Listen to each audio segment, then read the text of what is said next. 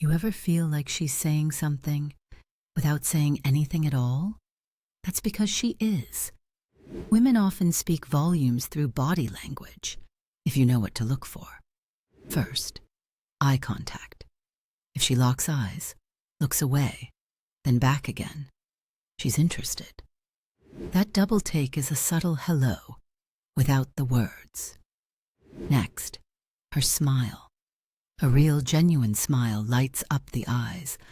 If she's smiling at your jokes, even the bad ones, there's a good chance she's feeling you.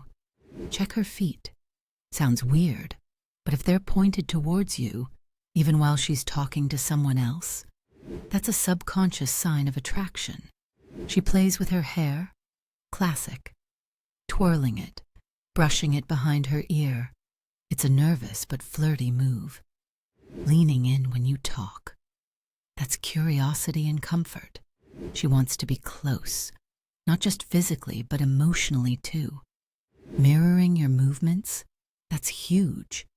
If you take a sip, and she does too, or you cross your arms and she follows, it means she's syncing with you.